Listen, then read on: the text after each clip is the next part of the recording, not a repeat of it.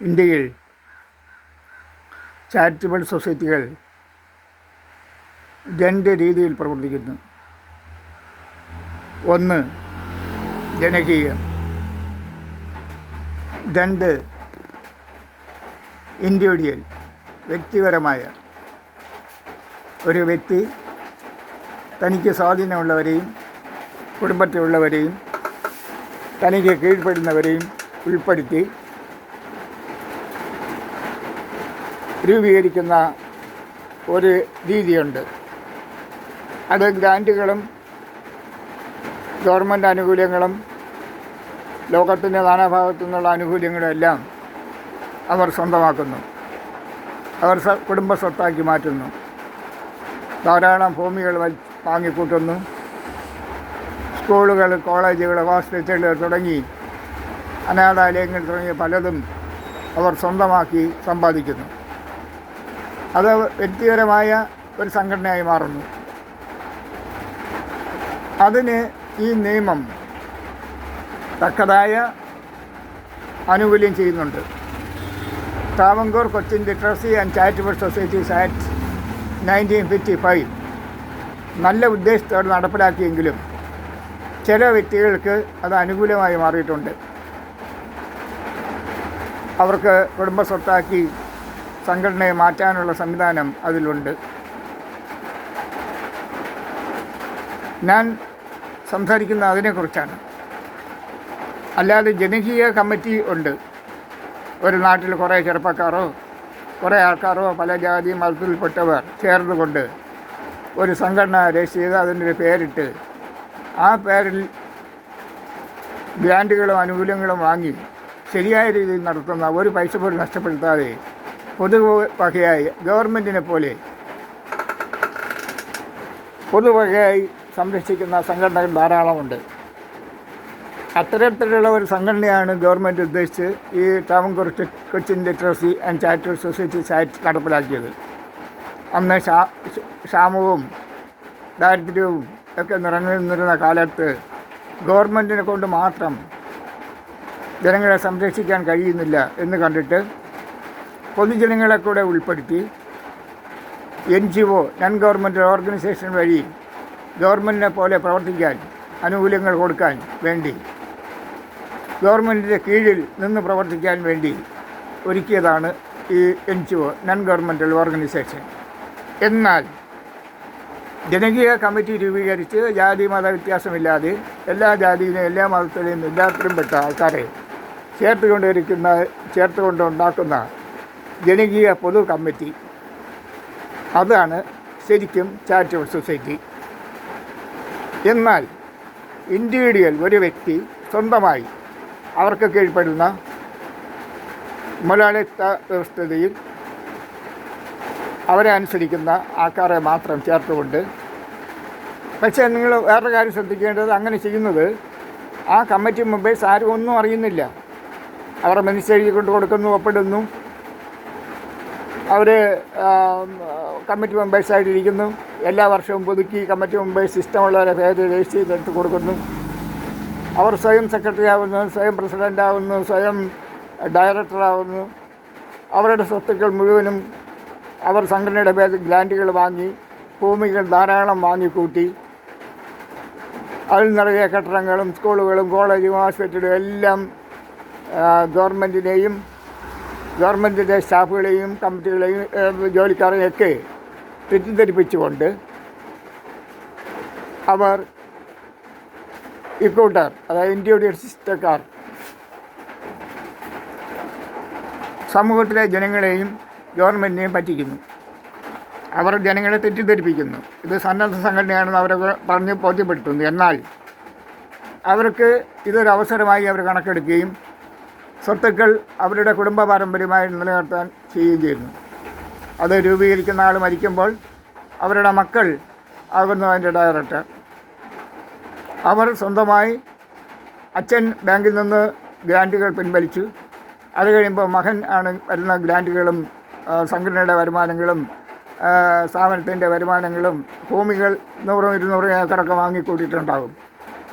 അതിൻ്റെ എല്ലാ ആദായവും വരുമാനങ്ങളും ഒക്കെ ബാങ്കിൽ വന്നു കഴിഞ്ഞാലും അല്ലെങ്കിലും അവർ സ്വന്തമായിട്ടങ്ങ് എടുക്കുന്നു. അതിനൊരു കണക്കും കാര്യങ്ങളൊന്നുമില്ല. ചിലപ്പോൾ വച്ചാൽ തന്നെയും അതിൻ്റെതായ ബുദ്ധി ഇതെല്ലാം ചെയ്യാൻ കഴിയുന്നവർക്ക് അതിനും ഒരു പരിഹാരം കാണാൻ കഴിയും. അപ്പോൾ അവരോട് സമൂഹത്തിലെ നാട്ടുകാർ പറയുക, അത് തെറ്റായ രീതിയാണ്, ഈ സൊസൈറ്റി ജനകീയമാക്കണം, അല്ലാതെ നിങ്ങൾക്ക് വ്യക്തിപരമായി വച്ചിരിക്കാൻ സ്വന്തമാക്കി കുടുംബസ്വത്താക്കി മാറ്റാൻ ഉള്ള നിയമമല്ല ഇത് എന്നവരെ മനസ്സിലാക്കണം. ഇപ്പോൾ ഈ കാലഘട്ടത്തിൽ ഇപ്പോൾ നമുക്കൊരു പുതിയ ഗവൺമെൻറ് വന്നു. നമ്മുടെ മുഖ്യമന്ത്രി MSW എടുത്ത ആളാണ്. MSW എന്ന് പറയുമ്പോൾ അറിയാമല്ലോ, മാസ്റ്റർ ഓഫ് സോഷ്യൽ വർക്കിൽ നല്ല എഡ്യൂക്കേറ്റഡാണ്. പുള്ളിക്ക് ഇതിൻ്റെ കാര്യങ്ങൾ മനസ്സിലാവും. ഈ വീഡിയോ കേൾക്കുന്ന ആരെങ്കിലും പുള്ളിയെ ബോധ്യപ്പെടുത്തേണ്ടതുണ്ട്. ഇന്ത്യവിടികൾ സംഘടനകളുണ്ട്.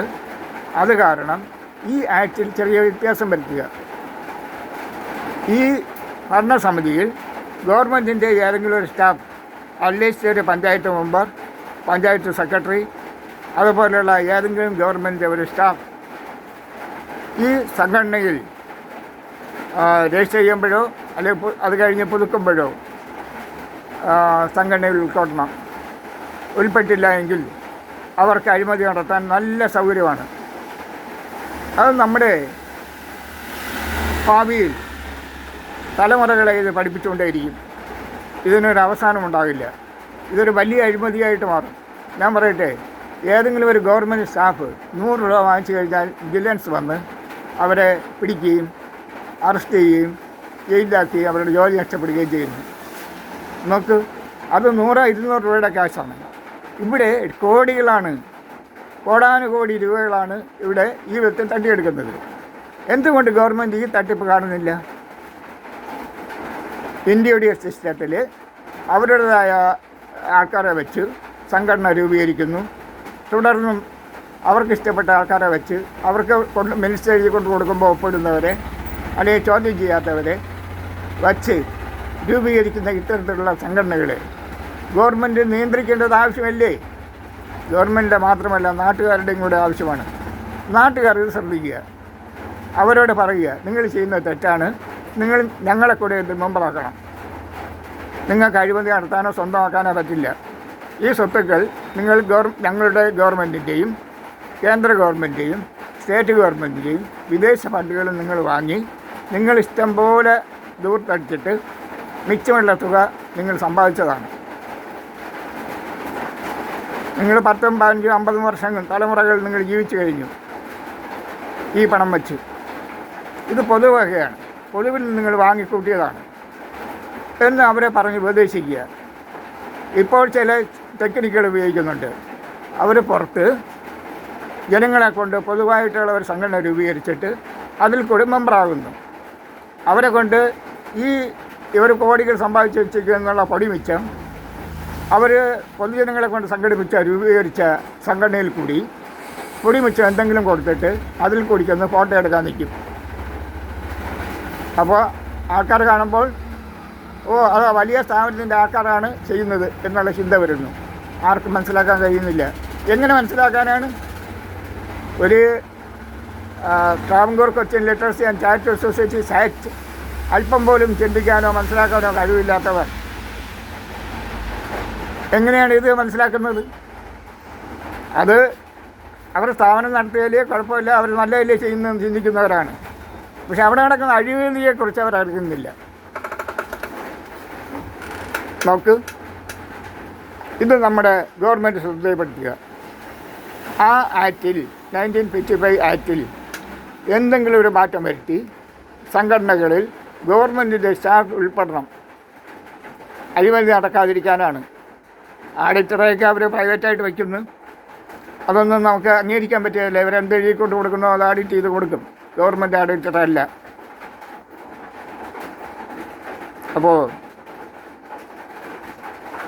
നമ്മുടെ ഇപ്പോഴത്തെ മുഖ്യമന്ത്രി ഇതുമായി ബന്ധപ്പെട്ട MSW-കാരനാണ്. പുള്ളിക്ക് തീർച്ചയായിട്ടും ഇത് മനസ്സിലാവും. എന്താണ് ചാരിറ്റി തട്ടിപ്പുകൾ പുള്ളിക്ക് അറിയാമായിരിക്കും. ആരെങ്കിലും ഒന്ന് ഓർമ്മപ്പെടുത്തി കൊടുത്താൽ തീർച്ചയായും പുള്ളി അതിനൊരു നടപടിയെടുക്കുകയും പുതിയ നിയമം, ഇപ്പോൾ ഇരിക്കുന്ന നിയമത്തിൽ നിന്ന് വ്യത്യസ്തമായ എന്തെങ്കിലും ഒരു നിയമം പുള്ളി അഴിമതി ഇല്ലാതാക്കാൻ നടപ്പിലാക്കുകയും ചെയ്യും. നല്ല ഒരു മനുഷ്യനാണ്. നമുക്ക് നമ്മുടെ കേരള ജനങ്ങൾക്ക് കിട്ടിയ ഒരു ഭാഗ്യമായി, രത്നമായി വേണം നമ്മുടെ പുതിയ മുഖ്യമന്ത്രിയെ കാണാൻ. അപ്പോൾ ഞാൻ സമയം ഓവറായിപ്പോയി, തൽക്കാലം ഇവിടെ സ്റ്റോപ്പ് ചെയ്യുന്നു. അടുത്ത് കുറച്ചും കൂടി വിശാലമായി ഞാൻ വീഡിയോ വരാം. എൻ്റെ വീഡിയോ ഫോളോ അപ്പ് ചെയ്ത് കാണുക. നിങ്ങൾ അഴിമതികളെ എതിർക്കുക. ഞാൻ അഴിമതിയെ എതിർക്കുന്ന ആളാണ്. നിങ്ങൾ അതോടൊപ്പം ചേരുക. Okay, bye, thank U.